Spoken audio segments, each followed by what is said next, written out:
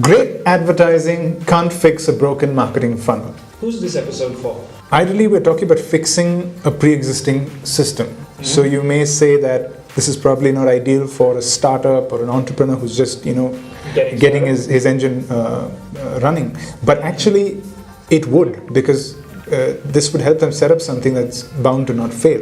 Right, so we know what the mistakes are. Yes, so it is meant for the startups and the founders, but more specifically, if you're part of an organization and if you're the CEO or the head of marketing or anybody who's involved in a company that's spending a lot of time, effort and money on demand generation or advertising, as we call it, then this is meant for you. Because no matter how great this advertising is that you're producing, no matter how many awards it wins, it cannot solve a thing if you have a broken marketing funnel.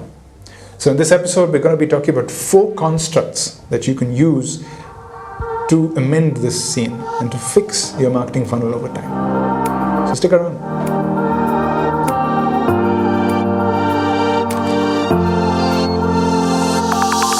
When you think that something as intangible as design and communications can't really affect your bottom line, you usually end up with marketing and advertising tools that don't help you inherently mitigate your business risk. that's what this podcast is about. A behind-the-scenes look at how we go about doing what we do, mitigating business risk. I'm Jude Lazaro. And I'm Mark Lazaro. And you are watching our weekly video podcast.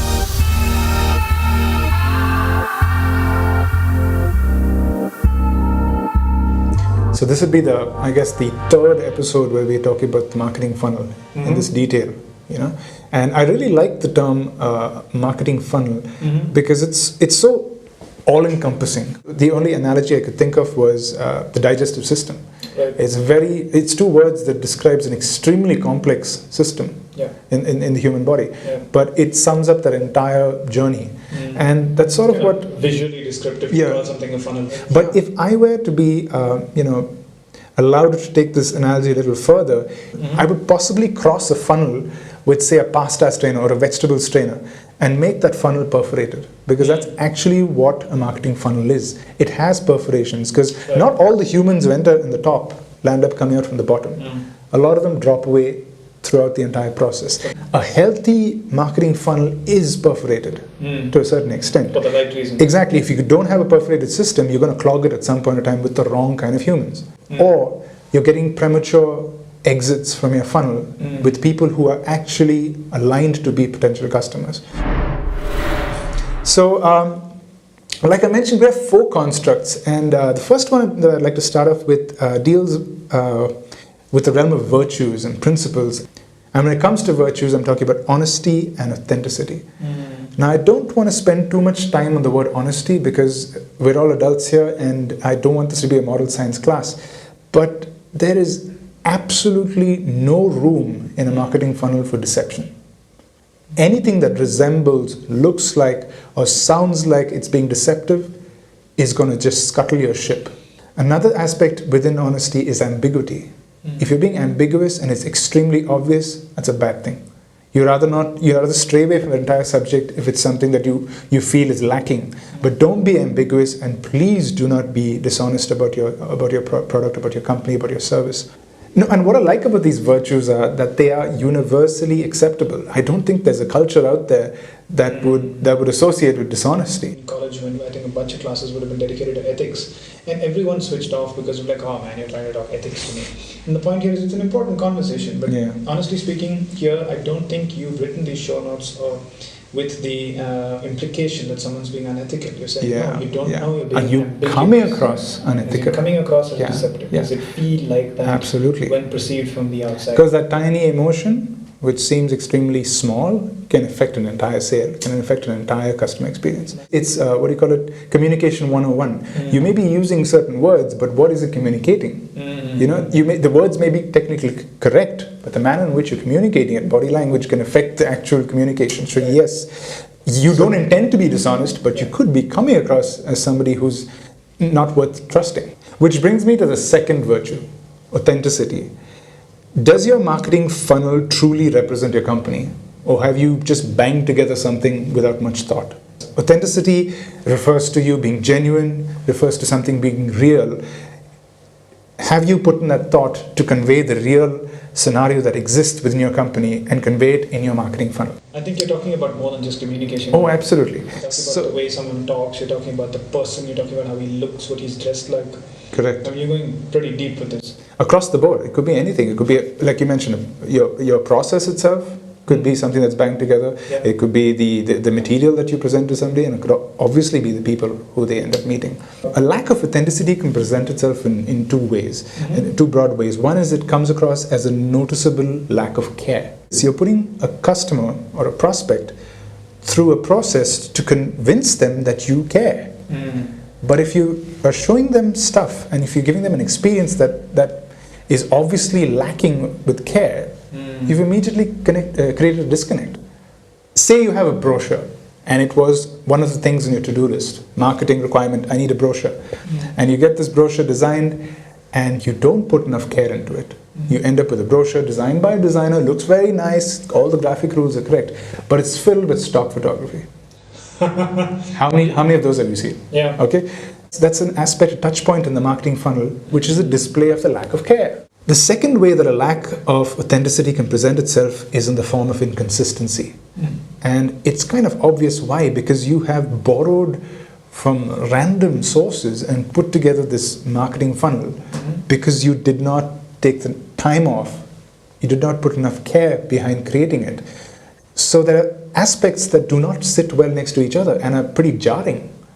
And the one thing that we're trying to do as a company, as a brand, this marketing funnel is create some sense of trust, some sense of unification. The kind of disconnection that you're talking about is also a sense of the fact that, you know, possibly the function between the deeper into the funnel that you get, the less likely it is that a creative agency outside has designed something. Correct. And that's amplifying the inconsistency, because now quality keeps depleting. Yeah, as you delve deeper into these funnels, you find that the quality of the communication drops. Correct. Because you hired an agency to design your ad, somebody got drawn in, and then 3 days down, when they came in and walked into your office, you didn't allow that same agency to interface and give you value at that point. And so there's a depleting sense of, you know, value. No, and to tie in inconsistency with honesty, I'll give you an example which you may or may not find perfectly aligned to this, but take our office for instance. We have a staircase from the ground floor that leads right up here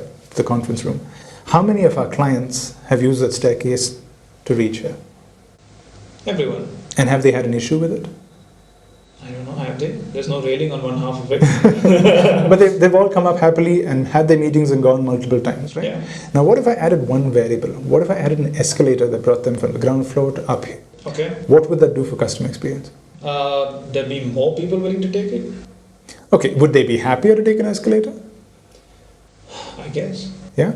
Now what if, at a third variable, there was an escalator coming up to our office, but a staircase going down? Yeah, I've seen this. That's an inconsistent experience, because I've greased the path for you to come up here, but now that I got you, sucker, you walk down.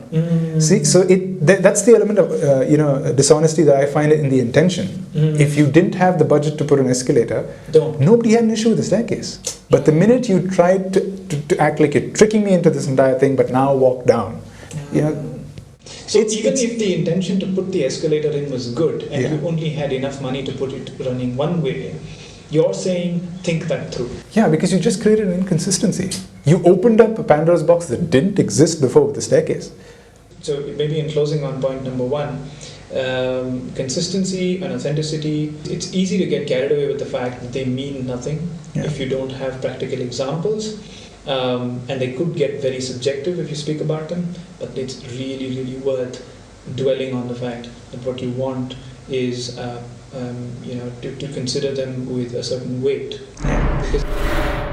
So a couple of decades ago, when you looked at a marketing funnel, it was a very tangible process that you could literally grasp. It was very different back then. We were dealing with no online process. It was an entirely offline process. I mean, the most that could happen is an ad went out, somebody called you, and then they have to come and see the product or meet you in some way or fashion. So today, that process bounces off an offline and an online process, and it's a constant up and down.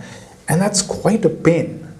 And what the internet has brought to the entire realm of marketing is this cloak of anonymity. People have this beautiful, magical power Every of being... one of us has it. all of us have the power of being anonymous and checking out your product. You don't know who this guy is. And that's infinitely made it more difficult to fine-tune a marketing funnel. If you had a shop and it was a clothing store, and people walked in, you saw a customer walk in, you saw him look around, and he looked at the price label on a particular outfit, and you saw him go back to that outfit, and then you saw him walking out of the store. You could go up to him and say, hey, by the way, that's on a discount, you're going to get that for 20% less. And you have that much control of the guy. But today, the equivalent of what's happening is there's an invisible man who walks into the store. Your sensors detect him, but you can't find him. He walks right through. So what you end up doing is putting discount, labels everywhere. Yeah, hoping that this invisible man actually exists. And then he exists, and you don't know who he is. And that's what we're dealing with. We're dealing with ghosts. Jude and I were sitting and looking at our analytics for our website, and it has a bunch of links to podcasts at the bottom. And we've got kind of deep analytics that we pour out from the page. And I was looking at two people that had back to back, hit the website. We don't know who they are, and they were watching. They watched about 10 minutes of a video, and they watched another about 8 minutes of a video, and we could even tell which video they watched. But there is no way that we could have looked at them, or we didn't know what they were thinking. We didn't get any of these, human, kind of perspectives readings, on it. human readings that you can make of watching someone walk through your store. Correct. Like I know a bunch of people, hardcore sales guys who, when a customer walks in, go, "You want to buy?" Yeah. And they just know it. You don't have the benefit of that. Yeah, they just did a cold call on the basis of what he looked like, and how he walked in, and they just know, he's not going to buy.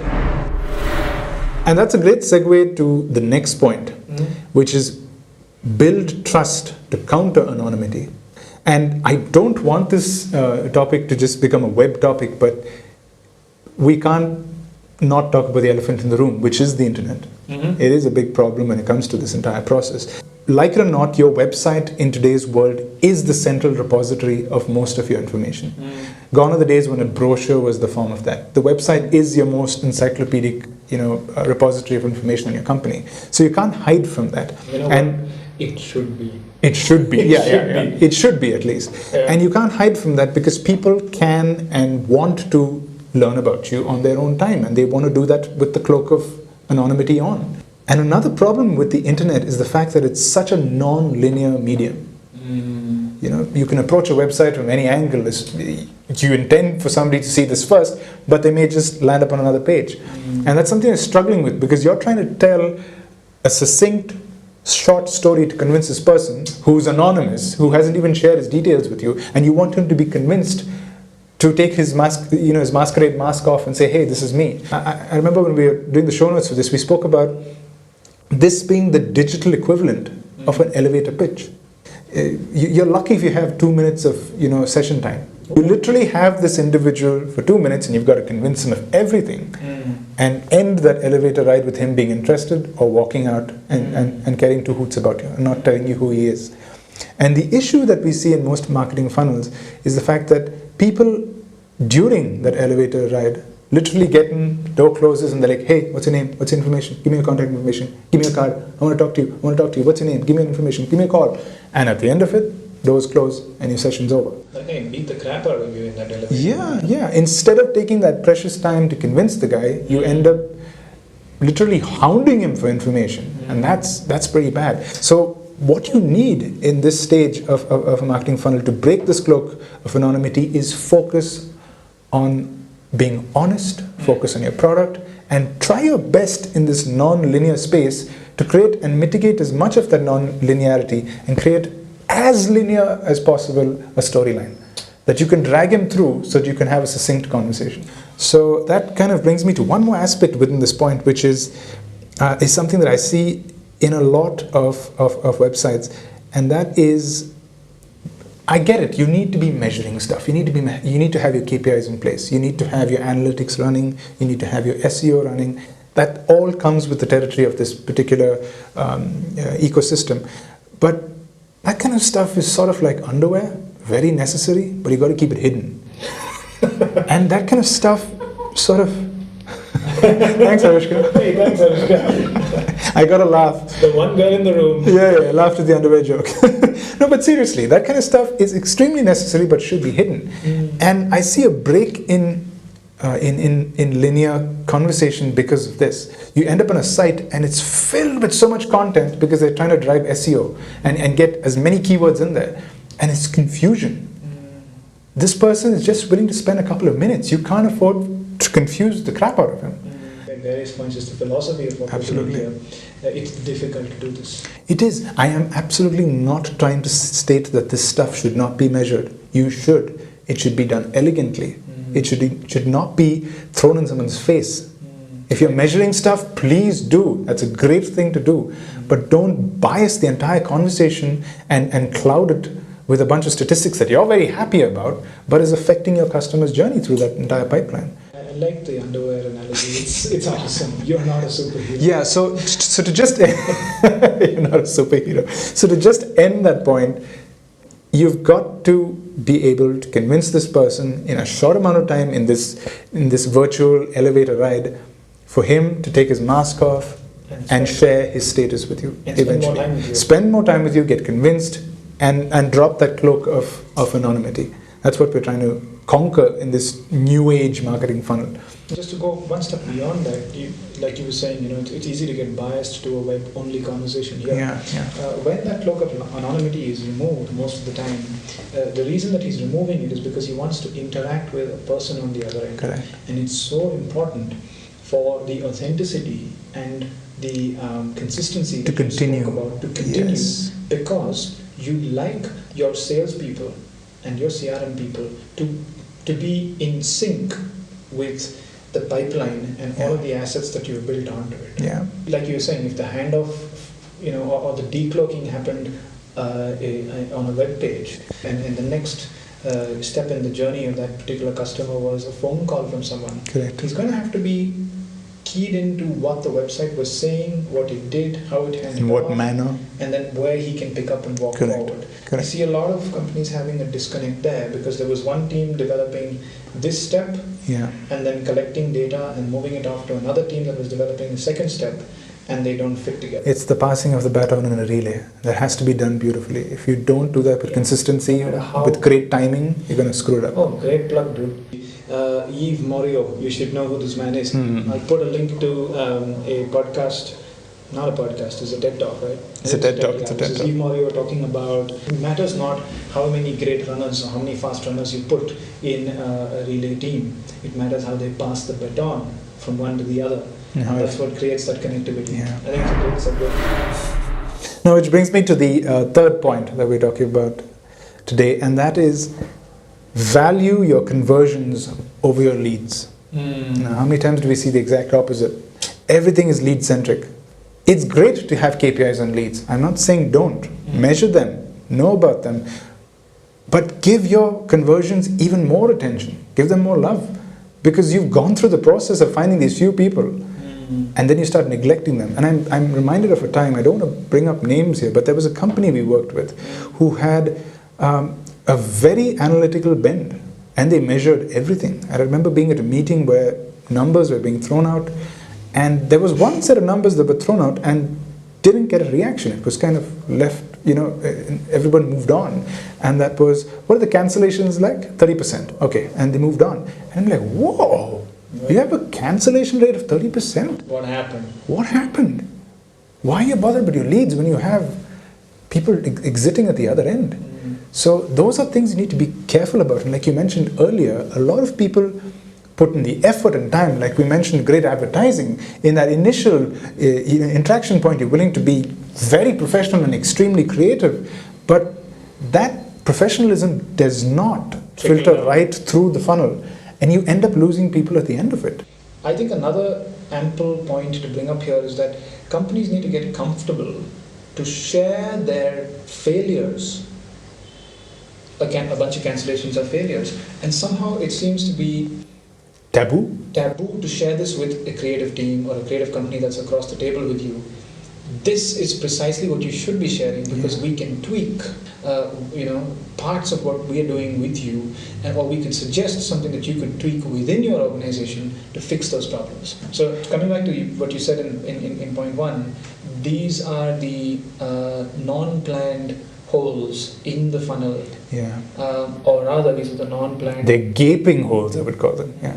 Where there's just an illicit amount of exit occurring, which is premature, which did not have to happen. That person was primed to be the ideal customer. He even went through the process of breaking anonymity, sharing his details, and sometimes even sharing money with you, and then you lost him. That's still a part of your marketing funnel. It's not something that has to be hidden in a closet. It has to be addressed. And that's something that no matter how much advertising you throw at this, and no matter what the quality of advertising you throw at this, will never fix that. Your CRM experience needs to be equal to or even better than how you treat your lead. I can remember a couple of scenarios where, for instance, we've done advertising. The negative responses that people have come back to these companies with on their social media accounts, if you went and dug into them, they would be scorned customers. Yeah.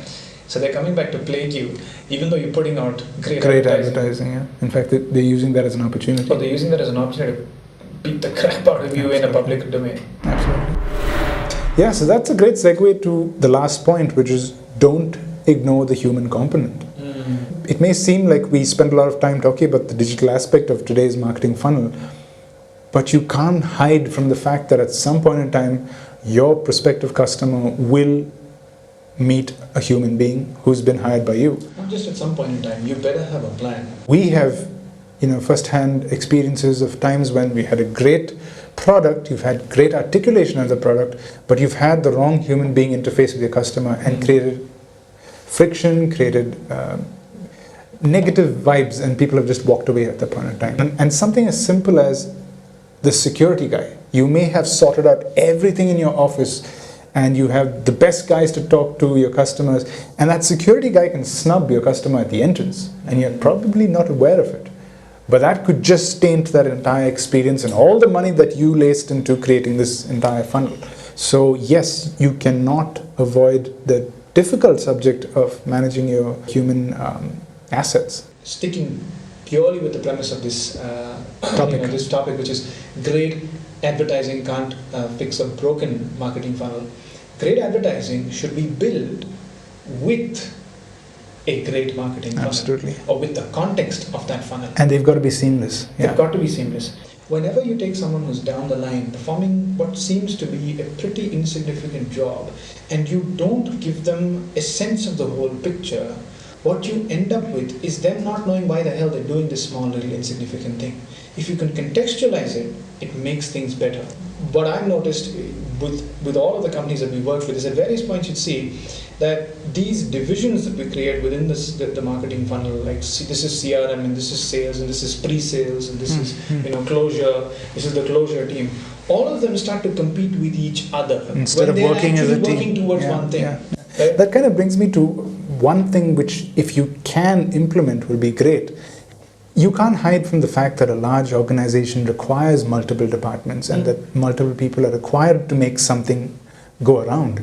But if you can in some way figure out how you can have one person who is the point of contact for a customer, who's the face of your company, and who can remain the face of your company through the duration of their journey, it's ideal. And there are a lot of industries who started to do this. The banking industry has personal bankers. There are a lot of hospitals where you go and you've got a personal executive who accompanies you and takes you from room to room. They may not be doing the functions of each of those specialists in the hospital, but they've made that experience palatable, reachable. You can hold someone's hand and say, what do I do next? I'm not lost in this entire process. I don't think you can even ignore what automation is going to bring. Yeah. And the other thing that's just striking me right now is look at the number of services, kind of nationwide services, who are dropping one-on-one human contact with some sort of a customer, kind of care phone number, and swapping it in for an app All of these trends are, are disturbing in one way. They Comforting in one way. Comforting in one way.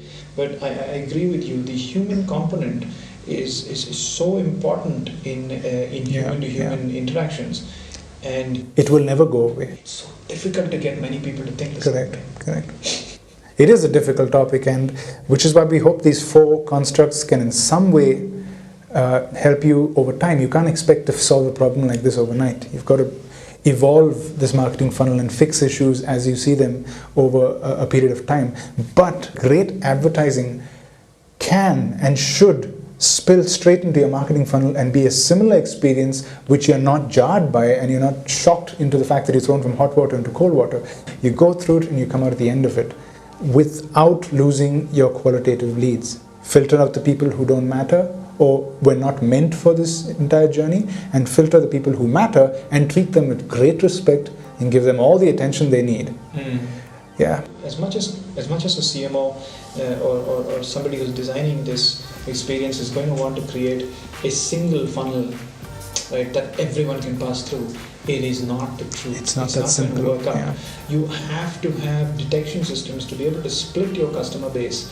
Just say, for instance, I walk into an Apple store to buy an Apple phone for myself versus my dad walks into an Apple store Correct. to buy a phone for himself. It's the same product, it's possibly the same people, it is definitely the same price point, but the conversation is going to be extremely different.